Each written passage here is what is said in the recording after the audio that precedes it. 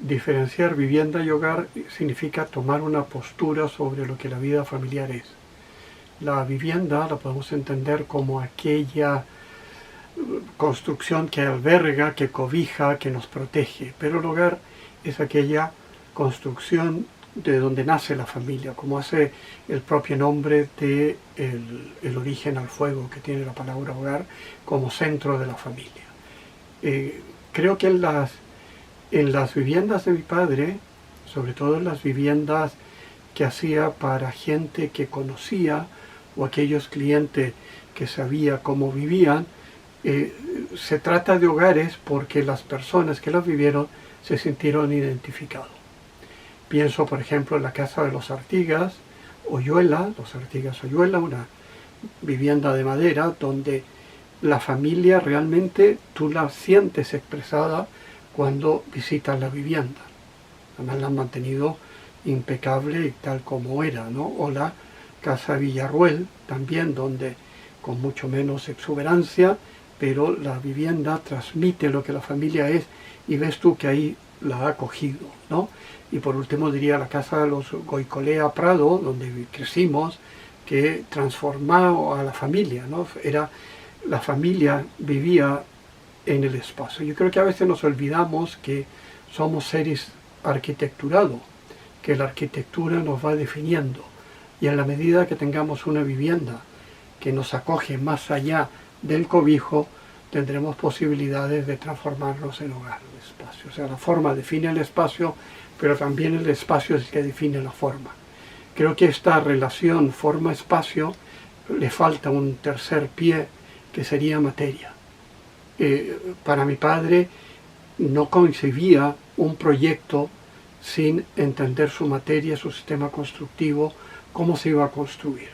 Le molestaba mucho que los alumnos entregaran proyectos sin saber de qué material iba a ser o qué estructura iba a tener. Entonces eso formaba parte de la unidad, proyecto, forma, materia. Es el mundo contemporáneo el que empieza a dividir forma y materia hasta hacerlos independientes, cosa que a él no le entraba en la cabeza. Sus viviendas lo reflejan con claridad. Las viviendas de madera tienen una estructura, organización, una forma de resolver el espacio distinta a las construcciones de hormigón o a las pocas que hizo con estructura de acero, ¿no? Cada una responde a una concepción del espacio también distinta, ¿no? ¿Cuál era la forma de proyectar? Yo creo que era una aproximación al proyecto más natural, más sencilla, menos compleja.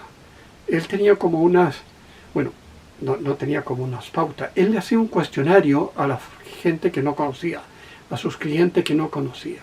A los clientes que conocía ese cuestionario no lo tenía que hacer. No lo hemos encontrado, pero él ha repetido varias veces que ese cuestionario existía. Era una hoja muy simple donde le iba preguntando cómo era la familia, cómo vivían, dónde comían, si veían televisión juntos o no, si esperaban tener más niños o no, qué esperanza de vida tenían, de vida me refiero a la estructura familiar, si recibían gente, etcétera, ¿no? Y eso permitía dimensionar la vivienda dentro de unos esquemas bastante claros. Yo creo que algo que tiene el movimiento moderno, y se ve muy bien en el movimiento moderno en Chile, es una serie de fórmulas que funcionan. Y sus casas, yo nunca he hecho un análisis topológico de toda la vivienda, intentando buscar cuál es la estructura funcional más allá de los resultados y las formas específicas, y yo creo que tienen bastantes características en común. Por ejemplo, la vivienda nunca se abren a la calle, no son viviendas ostentosas, siempre están cerradas, nunca se entra directamente a la calle, sino que siempre hay una promenada arquitectónica recuperando a Le Corbusier.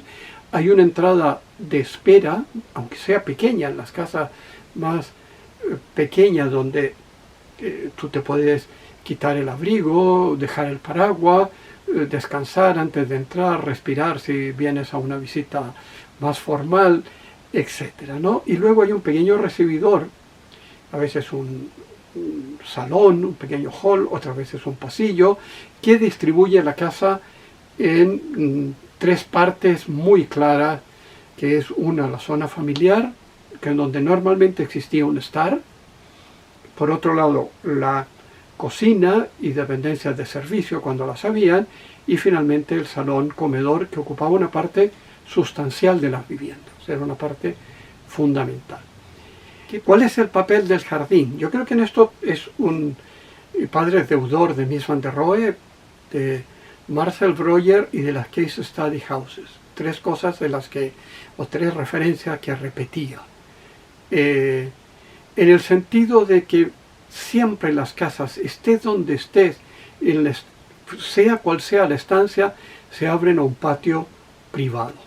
Puede ser el que da a la calle, pero el que da a la calle va a tener un cerco. O sea, cada espacio de la vivienda va a dar a un patio.